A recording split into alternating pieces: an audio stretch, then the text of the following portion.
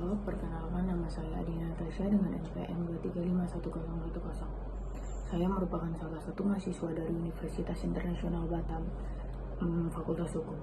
Dalam video kali ini saya akan menjelaskan artikel saya yang berjudul Maraknya Begal di Kota Batam. Di sini ada latar belakang, pembegalan adalah kejahatan yang merampas benda milik orang lain. Sering terjadi di jalanan sepi pada malam hari yang biasanya dilakukan oleh sekelompok orang. Beberapa faktor pendorong bagi seseorang untuk melakukan salah satu jenis kejahatan ini adalah karena faktor ekonomi atau hasutan teman. Di Indonesia terdapat banyak kasus pembegalan, contohnya salah satu di Kota Batam. Pembegalan termasuk dalam pencurian dan kekerasan sebagaimana telah diatur dalam Kitab Undang-Undang Hukum Pidana. Pentingnya hal ini diatur dalam undang-undang adalah untuk menciptakan rasa aman dan menjaga ketertiban masyarakat. Nah, di sini ada hasil dan pembahasannya. Yang pertama itu adalah pengertian pembegalan. Pembegalan adalah tindakan kejahatan yang dilakukan dengan cara merampas benda milik orang lain secara paksa. Biasanya terjadi di jalan raya pada malam hari dan di tempat sepi. Aksi ini sering dilakukan secara berkelompok dan dapat melibatkan kekerasan terhadap korban. Kemudian selanjutnya di sini ada faktor pendorong terjadinya pembegalan. Yang pertama itu ada faktor ekonomi. Pelaku pembegalan melakukan aksi ini karena didesakkan kebutuhan ekonomi, baik dari kurangnya pendapatan atau kebutuhan yang mendesak. Yang kedua, ada faktor pengaruh teman.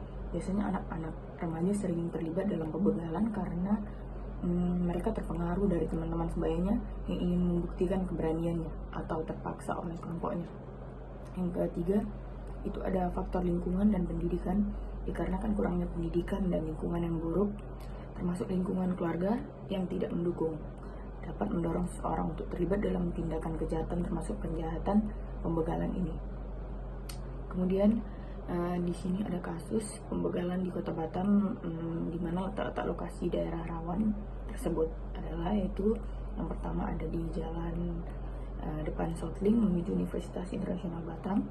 Yang kedua ada kawasan Seituniang. Yang ketiga ada jalan Tanjung Riau. Yang keempat terowongan Pelita Nagoya.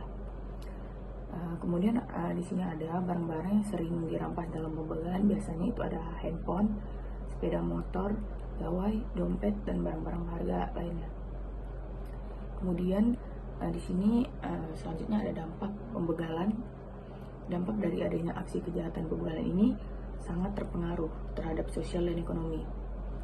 Pembegalan menciptakan rasa takut dan tidak aman di masyarakat.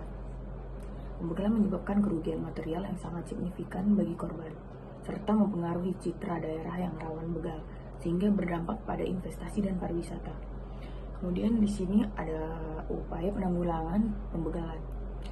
Upaya penanggulangan yang tepat yang dapat dilakukan adalah dengan menjatuhkan hukuman yang setimpal, itu dengan menerapkan hukuman yang berat sesuai pasal 365 KUHP untuk memberikan efek jerah kepada pelaku. Kemudian meningkatkan keamanan dengan melakukan patroli di daerah rawan dan memasang CCTV.